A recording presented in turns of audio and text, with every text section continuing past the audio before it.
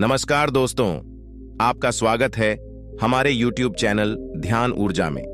यहाँ हम लाए हैं आपके लिए एक और नई कहानी, जहाँ हर कहानी एक नई सोच और सीख लेकर आती है। दोस्तों, कहानी को शुरू करते हैं। धीरे बोलो, कोई सुन ना ले।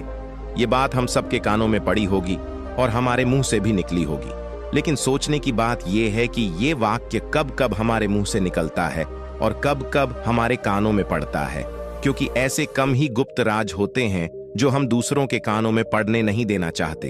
अक्सर परिवार में अशांति का कारण हम स्वयं ही होते हैं। हम इस बात को देख पाए भले ना देख पाए, पर यह असल सत्य है, क्योंकि जाने अनजाने मूर्खतावश हम खुद ही अपनी वो बातें दूसरों को बता देते हैं जो हमें कभी नहीं बतानी चाहिए, और वही बातें जो जाने अनजाने हमने किसी दूसरे के सामने बता दी थीं, वही हमारे दुख का कारण बन जाता है, वही हमारे झगड़े का कारण बन जाता है। और फिर बाद में हमें पछतावा होता है कि मुझे यह बात किसी को बतानी नहीं चाहिए थी। मेरी ही गलती हुई कि मैंने जाने अनजाने ये बात सभी को बता दी। इसीलिए आज की जो बौद्ध कहानी मैं आपको सुनाने वाला हूं, उसे सुनने के बाद आपको 7 ऐसी बातें पता चलेंगी जो आपको कभी किसी को नहीं बतानी। ये जो 7 बातें हैं जो आपको किसी को नहीं बतानी, क्यों नहीं बतानी, इसके पीछे का तर्क भी मैं आपको दूंगा। और इन 7 बातों के अलावा अगर आपको लगता है कि कोई बात ऐसी है जो मुझसे छूट गई या मैं नहीं बता पाया, तो कमेंट सेक्शन में जरूर बताना। इससे पहले कि आप इस बौद्ध कहानी में खो जाएं, इस चैनल को सब्सक्राइब जरूर कर लें। तो चलिए कहानी शुरू करते हैं। एक समय की बात है, एक नगर में राजेश नाम का एक युवक रहता था।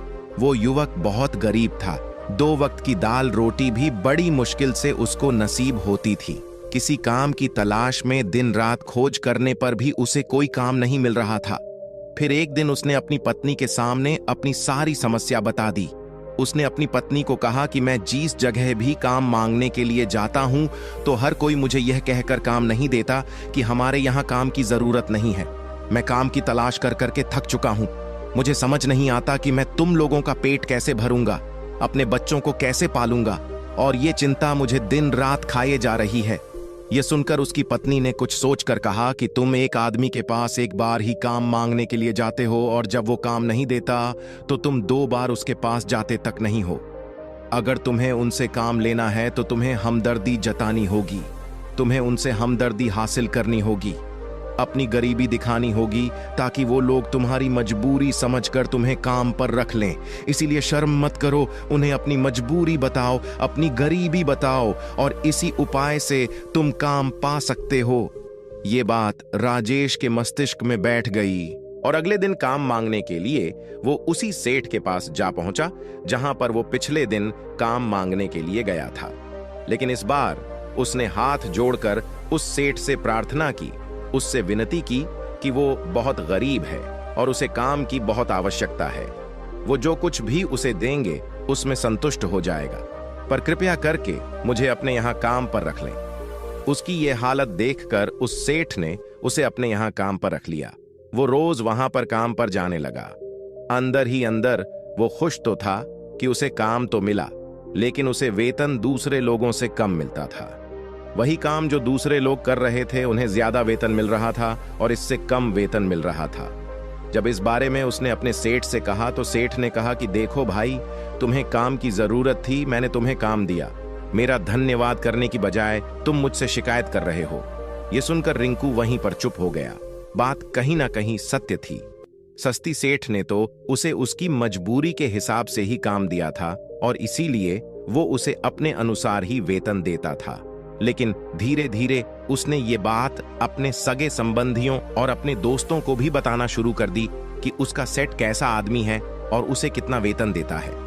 समय बीतता रहा और राजेश पूरी लगन के साथ अपना काम करता रहा, लेकिन अब परिस्थितियां बदलने लगी थीं। सेठ अब राजेश से दूसरे लोगों से ज्यादा काम लेता था और उसे कम वेतन उसे देता था। यह बात राजेश के मन को बहुत खलती थी। वो दूसरों से ज्यादा मेहनत कर रहा है और उनसे कम वेतन पा रहा है। इससे उसके आत्मसम्मान को बहुत गहरी चोट पहुंची। अब धीरे धीरे उसका मन अपने काम से हटने लगा। उसका मन काम में लगता ही नहीं था। जाहिर सी बात है कि ऐसी जगह किसका मन लगेगा जहां आदमी को अपने आत्मसम्मान के साथ समझौता करना पड़े। इसीलिए जल्द ही उसने अपना काम छोड़ दिया और वो घर पर आकर खाली बैठ गया। अब उसके पास घर का खर्चा चलाने के लिए भी पैसे नहीं बचे थे। इसीलिए उसने अपने सगे संबंधियों और अपने दोस्तों से सहायता मांगने शुरू की, लेकिन उसके दोस्त उसके सामने तो उसे दया का पात्र समझते थे, उसे दिलासा देते थे, लेकिन पीछे से उसका मजाक उड़ाते थे। वो कहते हैं कि कितना बेवकूफ है, सेठ ने इतना काम लिया और बेचारे को पैसे भी नहीं दिए।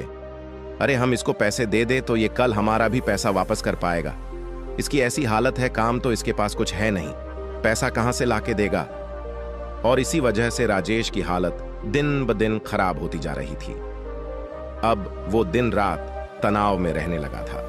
वही दोस्त, वही सगे संबंधी जो उसके अपने होने का दिखावा कर देते, वो उसे दया का पात्र समझ रहे थे। उन्हें उसके ऊपर तरस आ रहा था। सब लोग आकर उसे ध्यान तो बहुत देते थे, लेकिन कोई सहायता नहीं करता था। और अक्सर ऐसा ही होता है, ध्यान देने वाले तो बहुत मिल जाते हैं, लेकिन मदद करने वाले, उंगली पकड़कर, हाथ पकड़कर आगे चलाने वाले कितने लोग मिलते हैं। एक दिन उसे पता चला कि पड़ोस के गांव में एक बौद्ध भिक्षु आया हुआ है जो बहुत ही ज्ञानी है। राजेश इतना तनाव में था कि उसे कोई रास्ता नजर ही नहीं आ रहा था। इसीलिए जाने या अनजाने वो उस बौद्ध भिक्षु के पास पहुंच जाता है। वहां पहुंचकर वो सीधे उनके पैरों में गिरकर रोने लग जाता है। वो रोते रोते उन्हें अपनी सारी परिस्थिति बताता है। उसे बताता है कि किस तरह उसके सेठ ने उसका फायदा उठाया और उसके सगे संबंधी उसके साथ कैसा व्यवहार रखते हैं। सारी बातें सुनकर बौद्ध भिक्षु ने उसे चुप कराते हुए कहा कि बेटा, ये सारी समस्याएं तुम्हारी बुद्धिहीनता, तुम्हारी मूर्खता के कारण उत्पन्न हुई है।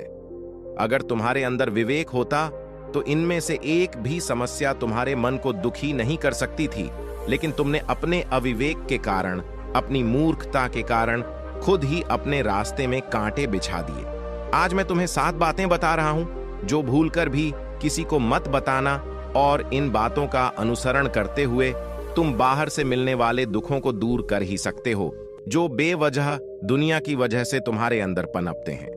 पहली बात जो किसी को नहीं बतानी चाहिए वो है अपनी मजबूरी। अपनी मजबूरी का दिखावा करके दूसरों का दया पात्र बन के उनकी सहायता लेने की गलती कभी मत करना। हो सकता है कि आज वो तुम्हारी मजबूरी देखकर तुम्हारी सहायता कर दें, लेकिन कल वो तुम्हारा फायदा उठाने से भी नहीं चूकेगा, और अगर फायदा भी नहीं उठाया तो दूसरों के सामने तुम्हारा मजाक बनाने में वो आदमी कभी नहीं चूकेगा। इसीलिए कभी भी अपनी मजबूरी का दिखावा मत करो।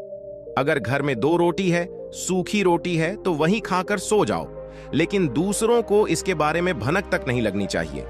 जरा आप खुद सोचो, मजबूरी बताने का क्या मतलब होता है? एक इंसान का या तो वह दूसरों से सहानुभूति हासिल करना चाहता है या उनसे कोई आर्थिक मदद चाहता है। लेकिन अगर दोनों ही परिस्थितियां आप देखें तो दूसरा आदमी आपका फायदा उठाने से नहीं चूकेगा, और अगर वो फायदा नहीं भी उठाएगा तो अपनी नजर में तो वो आपको मूर्ख ही समझेगा, बेवकूफ समझेगा, और दूसरों के सामने आपका मजाक तो जरूर बनाएगा। इसीलिए अपनी मजबूरी के बारे में कभी किसी को मत बताना। दूसरी बात जो किसी को भी नहीं बतानी चाहिए वो है अपनी अतीत की गलतियां और भविष्य की रणनीतियां। जरा सोचो कि अगर हम अपने अतीत की गलतियां किसी दूसरे को बताते हैं तो उसका क्या प्रभाव होगा। वो गलतियां ठीक तो नहीं की जा सकती, जाहिर है, तो उन्हें बताने का क्या मतलब रह जाता है। आप अपने अंधेरे पक्ष को खुद दुनिया के सामने बता रहे हो, खुद अपनी गलतियां दूसरों के सामने बता रहे हो।